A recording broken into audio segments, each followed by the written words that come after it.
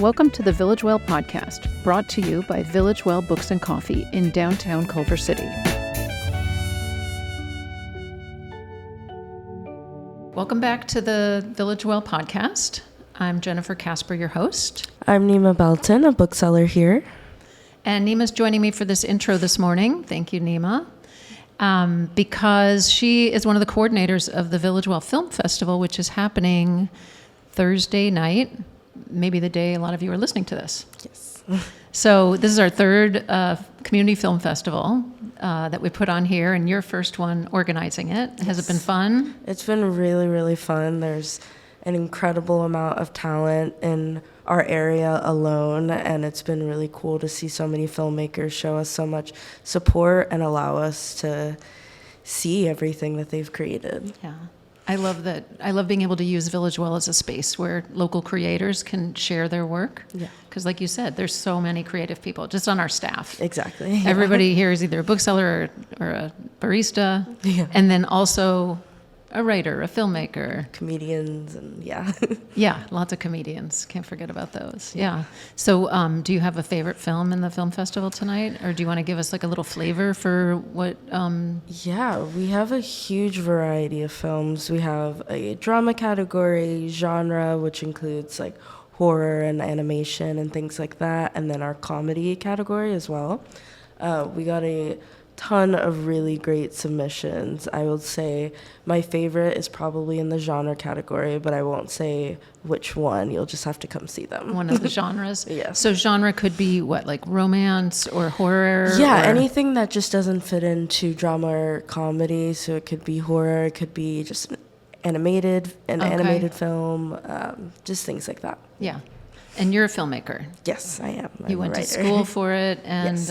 And you still just are finding ways to make films and yes. get them shown and get into that kind of work. Yeah, the best way to do it is to just go out and make them, and bringing together people that also love making them is a really fun way to be more in touch with the filmmaking community out here. That's great. Yeah, I'm in awe. Yeah.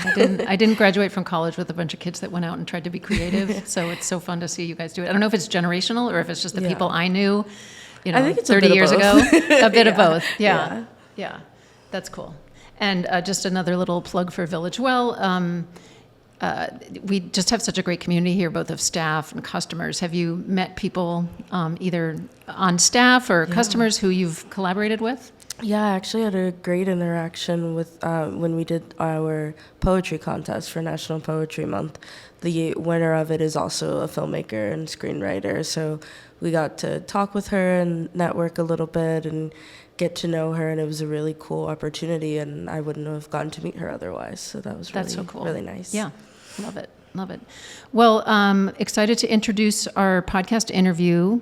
So Brett Morrow, another bookseller and filmmaker, writer like you, creative. He did the interview with me, and we interviewed David Meyer. And we interviewed him. David Meyer's the author of 5 Minutes from a Meltdown, which is a book of comedic poems with illustrations that were created to accompany his poems by Mark Hill, who's an accomplished cartoonist and illustrator. So David is an aspiring adult and proud Chicagoan. Beloved by most, he grew up writing short stories, poetry, and books, mainly for his parents. Dedicated to eventually having the most interesting obituary possible, David strives to accrue life experiences, and he believes sharing stories and laughter is what life is all about. David currently lives in Los Angeles with his loving TV. So David Meyer is a friend of the store and a friend of mine, and he's currently a producer on the Dave Chang podcast, and we're excited to connect with him about that maybe in the future as well. So I hope you all enjoy this interview. All right, David Meyer, welcome to the Village Well podcast. Thank you. I'm excited to be here. I'm Jennifer Casper. I'm Brett Morrow. And we are pleased to be talking to you here today about your book, 5 Minutes from a Meltdown. Yeah. Congratulations on it. I love being at the Village Well. Like, this is not an uncommon place to find me. Right, exactly. Well, that's how we found you. That's how you ended up on the podcast. There's specifically one table outside that I feel like my friend and I always get. Yeah. That we just are lucky that one's always empty usually, and we will sit here and work. And then when I had a book coming out and the publisher was like, where should you reach out to for events or anything? Village Well was on the list, and then I was talking to my family members out here about it, and one of them was like, oh, well, luckily for you, Yeah. I have an in. Yeah. So your cousin is my boyfriend David's college friend. Yes, I think. yes, Law school that's- friend, I think. That's what So I've heard. anyway, cool. But yeah, you come to Village Well to... A lot. And I was saying right before this that I'm currently in the midst of a Village Well stack of books that I'm just knocking through on my bookshelf, which is Yeah. great. So you've been to the store, you've seen our shelf talkers around where our booksellers kind of recommend books that they like to customers. Can you give a really quick shelf talker for your own book? So yeah, 5 Minutes from a Meltdown is a comedic poetry collection, and it's really about the idiosyncrasies and absurdisms of everyday life to try to make the stress a little more manageable and a lot more goofier. Yeah, and so I read this book in like, it's a quick read. I read it in like 15 minutes. I did it while I was here, while I was on the clock. I wasn't planning to read the whole thing, but it's very easy to get through. And Yeah, it's there for that. I have people who are like, I read one poem every night and I'm very disciplined and this will take me 2 months.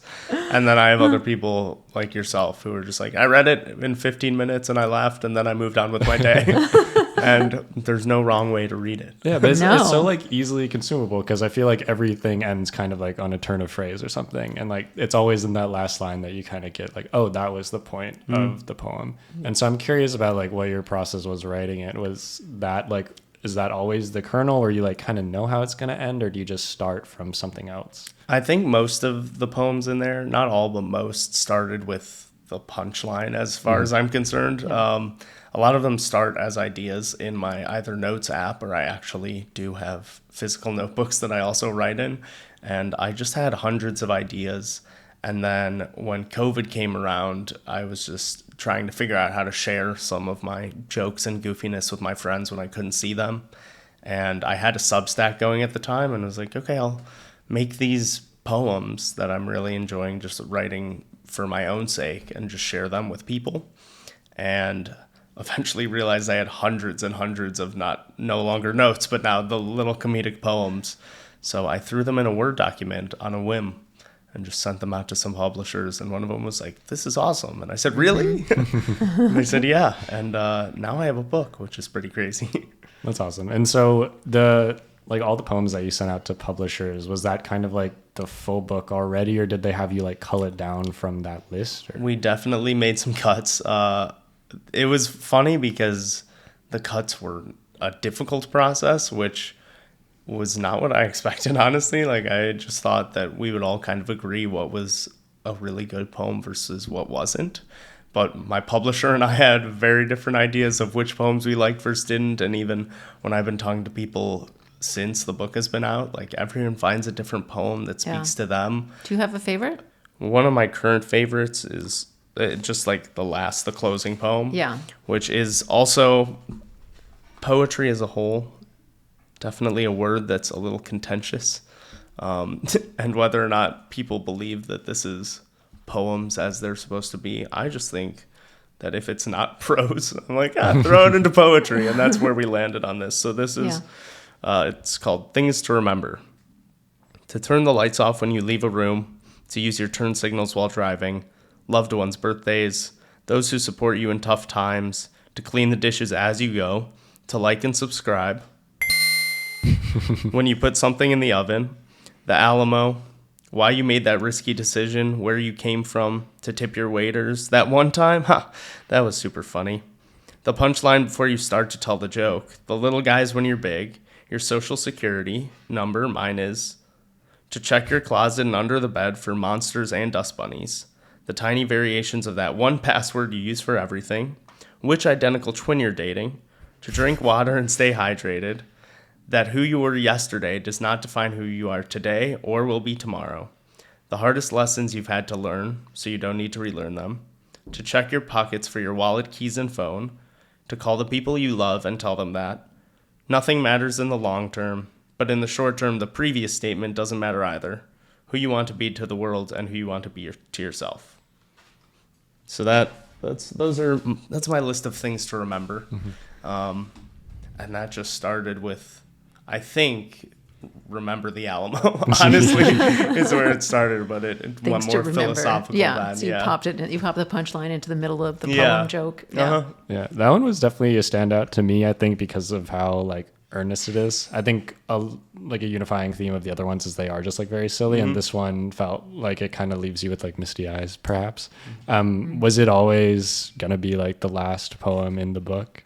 I think when I was going through and looking at the order that there was a real legit consideration in that sense of being like, I guess, what do I want people to leave with? And a lot of it's goofy. There are a few that are more earnest, but they are few and far between. But regardless, the whole book is about looking at life in a really specific and unique way and just trying to keep, whether it's described as childlike wonder or awe or whatever those feelings are, but it's supposed to have a little substance to it, and so I like sneaking it in at the end too. Yeah. So you said you had a Substack going. Yeah. Were these poems the material that was in your Substack, or? So originally I had started the Substack. There had been the July 4th parade shooting was in Highland Park, Illinois, and I'm from Deerfield, and that's our like partner, our sister town, and my family lives there, and friends and family were at the parade, and so it just really struck a chord in a way that it What year did was for that? most people. That was 2022. And I wasn't there, but I was actually at a family reunion, and family members who couldn't make it were at that parade. So we were all just waiting for news and all of that. And I finally sat down and wrote, because I had never been able to put words to how I felt after all of these tragedies. And I finally sat down and wrote, and then I shared it, which I also had never done. I'd never shared any of my writing to a larger scale, and then people signed up for a Substack because that was the first post, and then I realized I didn't have much more to say politically. Like, that wasn't going to be my focus, and I didn't have more essays in me, but what I did have were goofy poems to share. And similarly, as some people found solace in the first essay, that was definitely harder and deeper and darker. Some of them found solace in then the goofy things, which is kind of the intent. Yeah. But were you writing them? I thought that you wrote a lot of these poems during the pandemic. Yeah, some of them I had thrown in. I mean, I had just been writing from the second I got sent home in March from my senior year of college. The last 2 months I did virtually graduated from my childhood bedroom. As I always pictured it. And yeah, then I just spent all of that time where I was inside, either consuming media, whether it was reading an exorbitant amount or just writing it, whatever form. I wrote TV pilots, I wrote a feature film, I wrote all these poems and was just filling notebooks and everything else. And then finally I had places to share it. Right. And I think when I've met you, when I've run into you at the shop here, you've been here doing writing projects, right? Yeah. That's when you meet your friends, you meet up to do writing projects together. Absolutely. We do a lot of sitting quietly, typing away at our own laptops. Yeah, like parallel play. Yeah, exactly. And then getting food. One of us will get up and be like, do you need more water? And then at the end, hopefully, we've been productive. And sometimes we haven't. And either way, we come in usually being like, okay, this is one of those.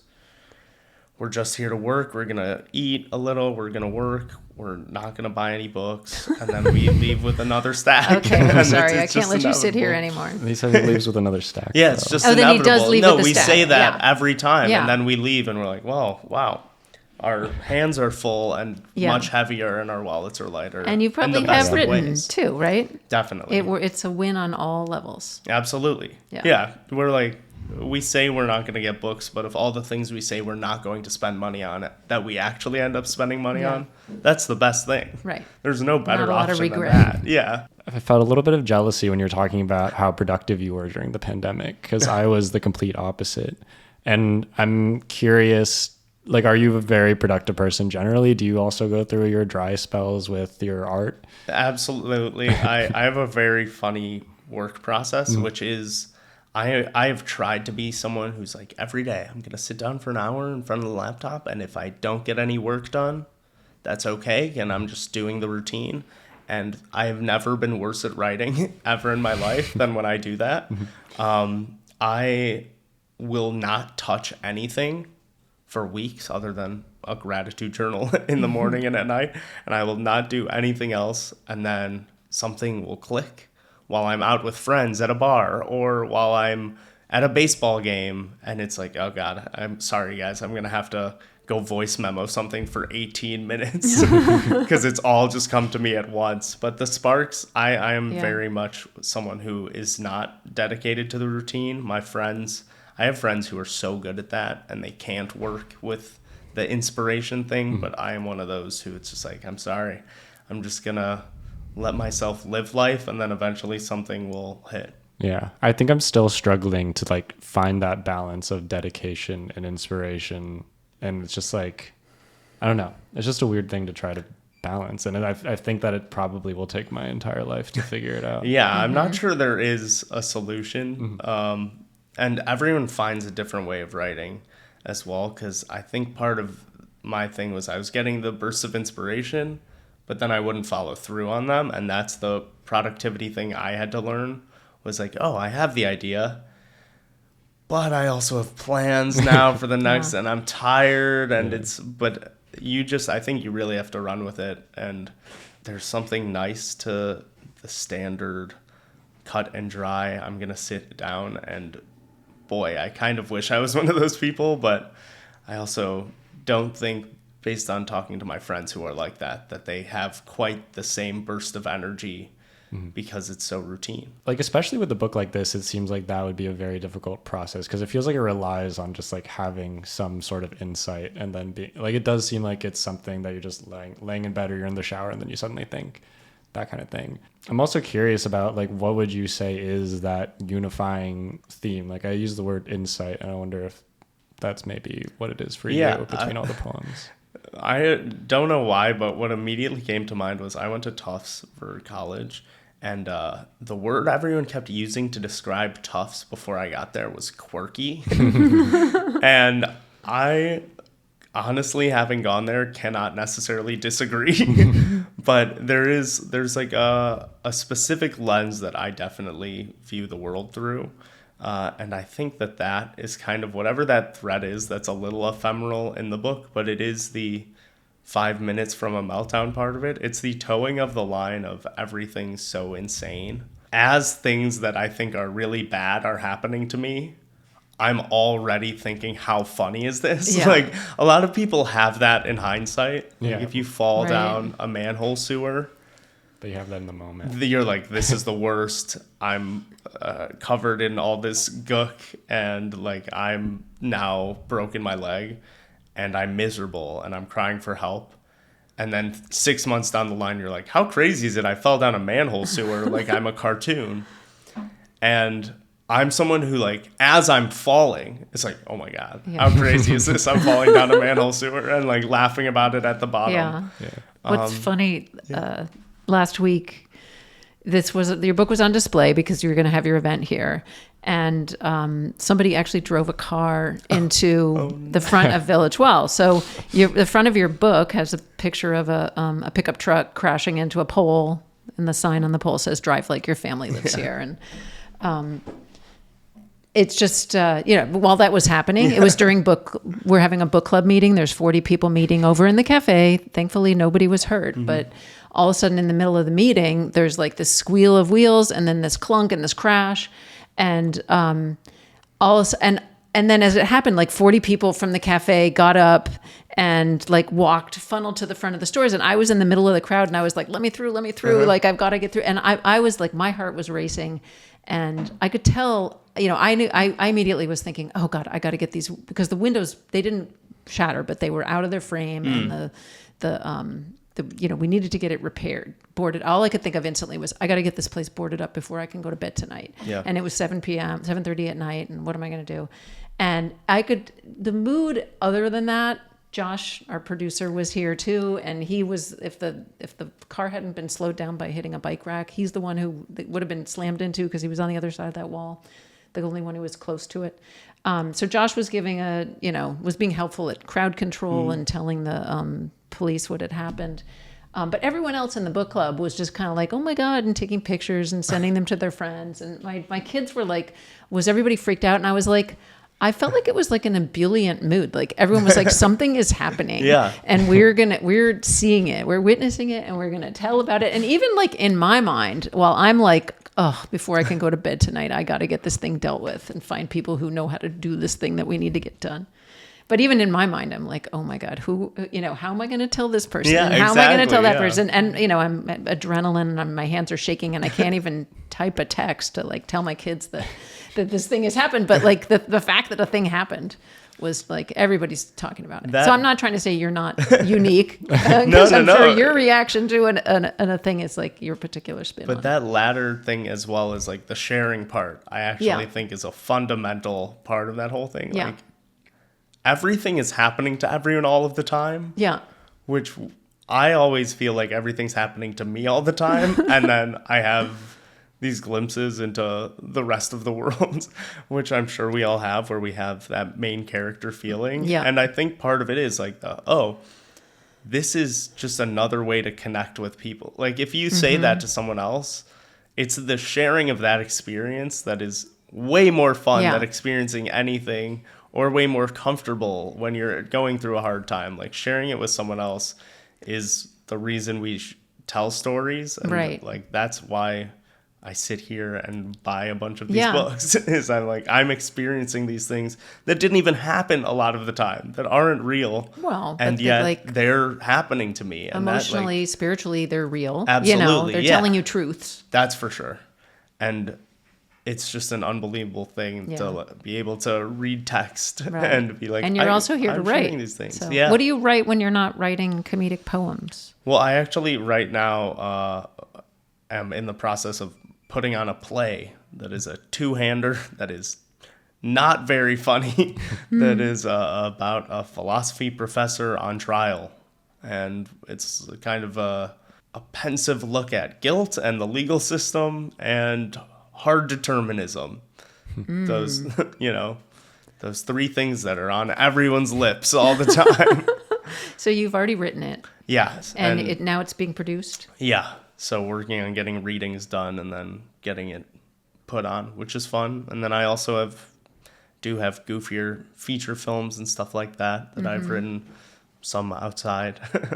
So you said you grew up in Chicago, and then you came here to work in the entertainment business? Yeah, that was the plan. So I moved out October of 2020. So there was still no outdoor dining or anything. Right. But moved here and started a job in a management company January 1st, 2021. Like an agency kind of management just company? Like that. Yeah, for a lot of actors. And then... which I loved only one part of it, really, which was I got to read every script in Hollywood, and that was just a blast. But I realized I did not want to be representing anyone, but certainly not actors. I wanted to be represented at some point as a writer, and I've just jumped around. I was just having this conversation with a friend who is still in the first job he's ever had out of college, and it's coming up on 5 years. And I believe I'm on my 27th job. Yeah. Wow.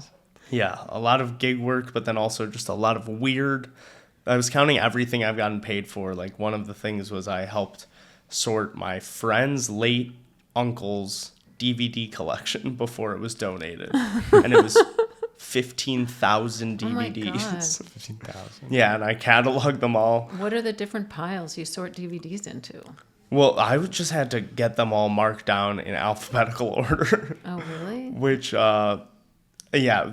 all got donated to Vidiots, which is in Eagle Rock, and is a cool, like, nonprofit, as far as I know, kind of Blockbuster-esque type of thing out here. But they did the sorting into, I think they do, like, by director and by, it's cool. Yeah. It's not just by genre. But luckily, I did not have to do that. Yeah. Yeah. You and your work kind of remind me of the show How To with John Wilson. Are you familiar? I am familiar, and that I will have to tell some friends that because we talk about that a lot. Yeah. And Nathan Fielder is the producer genius. and obviously a genius. Yeah, and definitely, I can't even imagine how his brain works, which is so funny. What is the show about? How does he remind you of that? It's so hard to even describe what the show is about. It's just like this guy who lives in New York. It's like documentary, and he just films everything. Is this the one with the scaffolding? Yes. Yeah. I watched that first episode. It's really good. But I'm just curious, like, do you see the common thread between your Well, work and journalism? there is, I think, the same way. There's an observational thing to him where he's looking at what we all are seeing through the camera and just seeing it and reading it in a very specific way that's not necessarily how everyone sees it. And I honestly think that most of my friends do see it the same way as I do, but there is just an openness to accepting how goofy things are if you actually look at things really hard. And that is something I think that I've trained myself to do just in slowing down, because I think that's mainly the main part of it, is that a lot of parts of life we're trying to move through so quickly that we end up skipping over something that on the most mundane level is just like a part of our day. But when you dig into it, you're like, this is kind of crazy. Yeah. Like, why? I can't come up with an example off the top of my head necessarily, but whatever it would be, like sitting there at lunch, you're so busy being like, I have to eat, and I'm thinking about what I'm doing after work, and I'm thinking about what I have to do after lunch at work before I even go out, and you're just processing all those things, and you're not thinking about like how weird it is whoever the first person to decide that they were like, I'm gonna milk this cow, that type of thing. Yeah.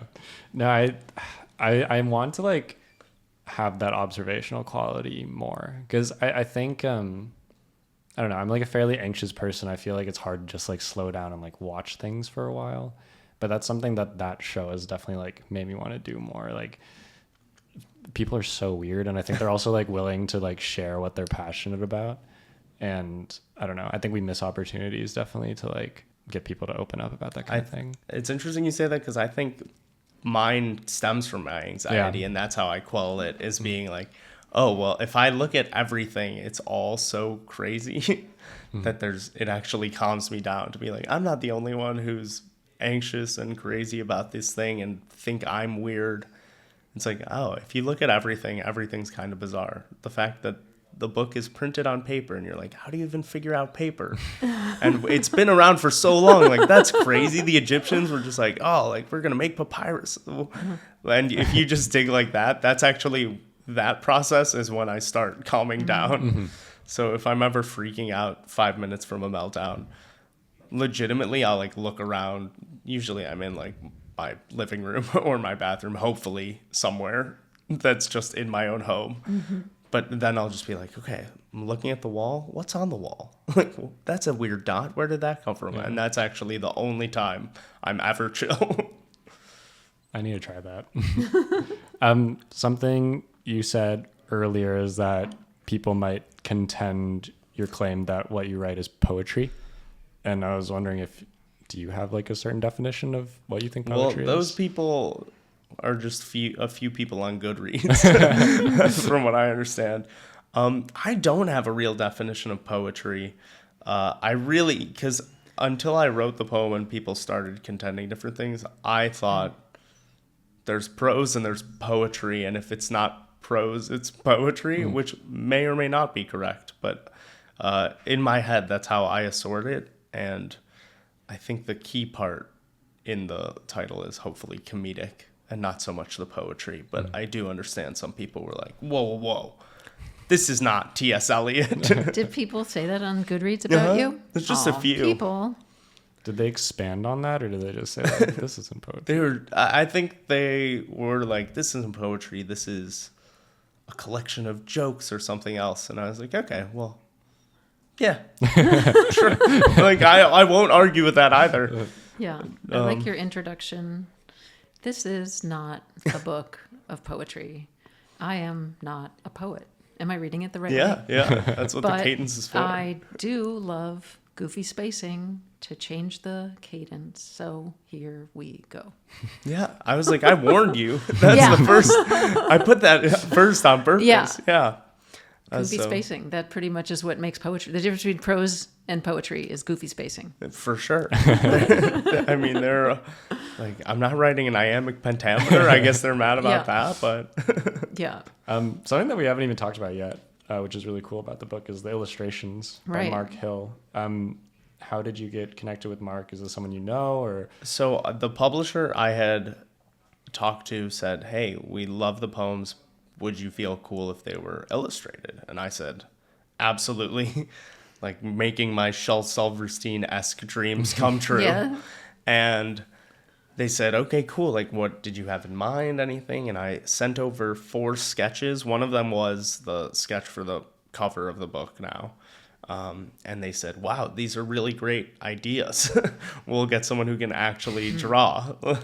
And they found Mark Hill. I did not find Mark Hill, but they sent over a few things he had done previously. And then said, is it cool if we send him some of these ideas? And he sent back actual drawings, and they were awesome. And think they elevate the material really. Like they're not just from an illustrative perspective, but he also threw in some words and threw in stuff that I think really just took the poems and ran with them in a way that I knew he totally understood the tone I was going for, and his skills are pretty unmatched. He's really a great artist and a riot. Yeah, I feel like the tone and like the IQ of the poem and its corresponding cartoon are like so perfectly matched. Yeah, it was better than I thought it would be. Yeah, I was like, great pictures. Like I just like things to look at, and then it actually became another part of the book's art itself. An accomplished comedic or Yeah, no, he's comic got drawer. stuff in Yeah. a bunch of Illustrator. really impressive things. Yeah. He's been in Atlantic, Forbes, Wall Street Journal, lots of ads. Yeah, so I can't believe they went with him instead of my 4 sketches I made in my living room. Yeah. So Yorkshire Publishing is the publisher you ended up working with. How did you find them? So I did what I think a lot of people who are going to try to publish a book should do, which was I immediately Googled not just publishers, but publishers who published things in that genre that I was doing. What do you call this genre? So that's I literally just Googled like publishers who publish comedy and publishers who write poetry. Okay. And they did both. And so Right. that's why I reached out to them. And I actually, the first person I spoke to there, we had talked a little and then went radio silent for a little. And then Kent, the CEO of Yorkshire Publishing, reached out to me and was like, hey, by the way, that person literally changed careers and is now going to do something completely different. And we're going through her inbox now. And we're still interested. Are you still interested? And I was like, yeah, That's great. absolutely. And I hope whoever that is doing great in their new path. So then what was it like? Did they give you an advance or do you...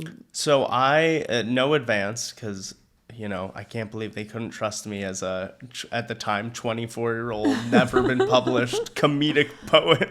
Yeah. But we have like a structured deal. I actually am making no money from this book. Okay. Anyone, if you buy it, the publisher is getting their portion of it, but all of mine are going to 2 charities, one for the LA fires, and then the other for that cousin's daughter. My cousin passed away, and we have a scholarship foundation in her name.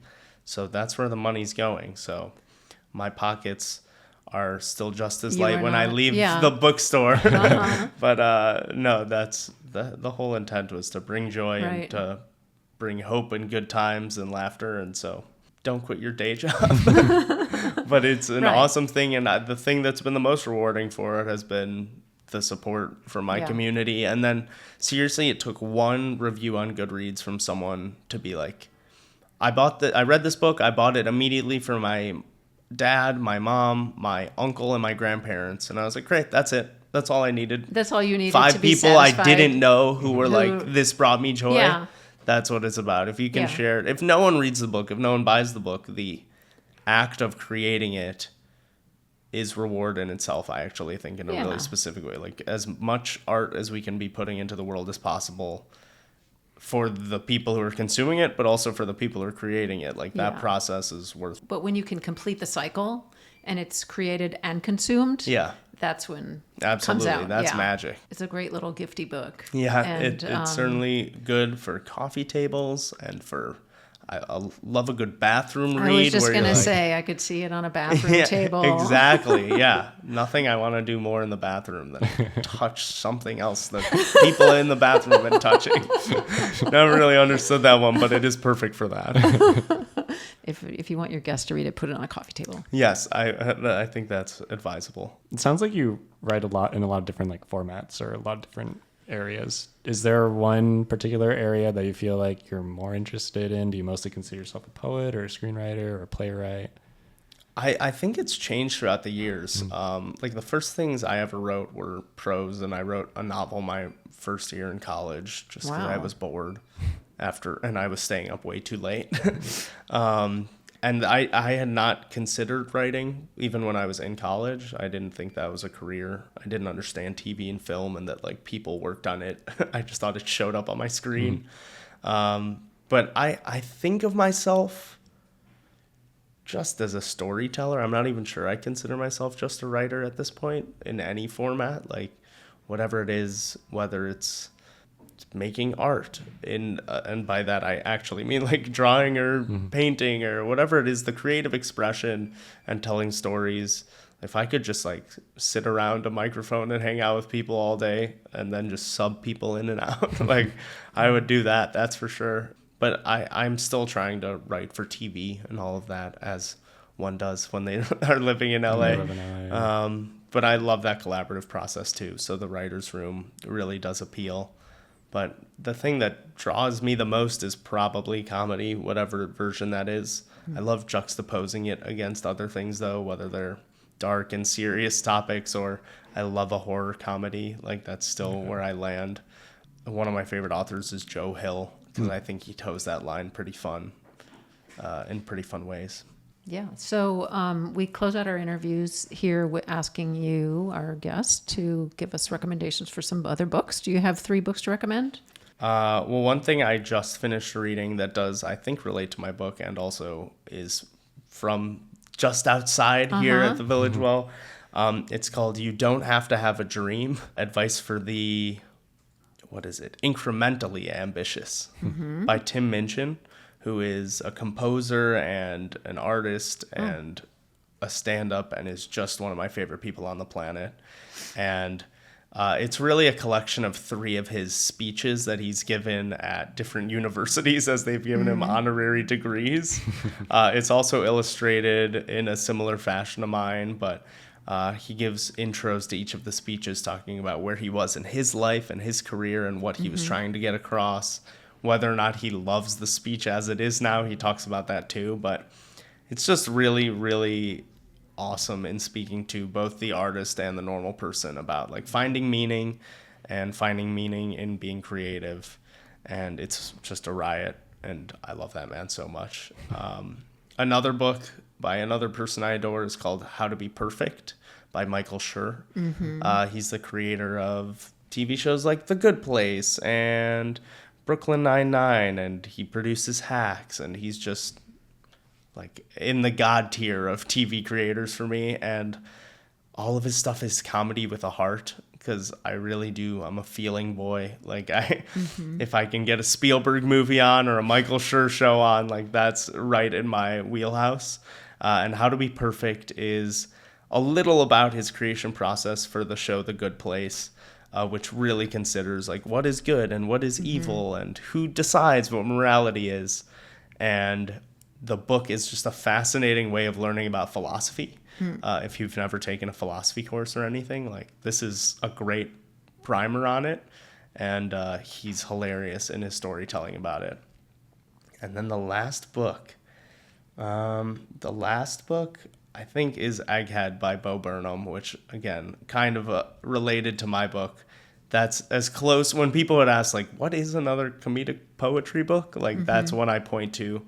Bo Burnham also. It's not a coincidence that all 3 of the authors, Tim Minchin, Michael Schur, and Bo Burnham, are like 3 of my favorite artists on the planet, not just in their writing, but in every facet. And Bo Burnham spoke to me from a young age on the YouTube page that he had created through like Inside, I think is kind of the Is that definition his of pandemic show? Yeah, I was gonna say like that summed up the pandemic experience in a way Yeah. that not much else has. He had a show called Zach Stone is Gonna Be Famous. That show's so good. Incredible, and I one's seen quote it all the time, and no one's seen it. It lasted for one season. And Egghead is his book of comedic poems and comedic writing as well, because I think people also had similar, like, are you sure that's poetry reactions to Yeah. it? And it doesn't matter. It's really funny. There is heart to it as well. And all three of those books can be found on my bookshelf. Yeah. Nice. Cool. I mean, I feel sorry. Like similarly with Inside, people are like, "Are you sure this is comedy?" Like, Yeah. Oh, yeah. There was a lot of debate about It's like that. just because I'm crying doesn't mean I'm not laughing. Thank you so much for being here. Thank you for having me. It's a delight to have you as a customer and as a guest here. I'm excited to keep stacking your book and seeing if we can put it in some people's gift baskets. Thank you. Yeah. Yeah. I can't believe the event sold out. That was exciting. Yeah. That was awesome. That was great. Thanks, David. Thanks. If you'd like more information from us, check out the show notes or send us an email at podcast@villagewell.com. You can always order the books mentioned through our website. This episode of the Village Well podcast is brought to you by Village Well Books and Coffee. It was produced and edited by Josh Stretton Carlson, and our theme music is from Noah Vickland. See you next week, and keep reading.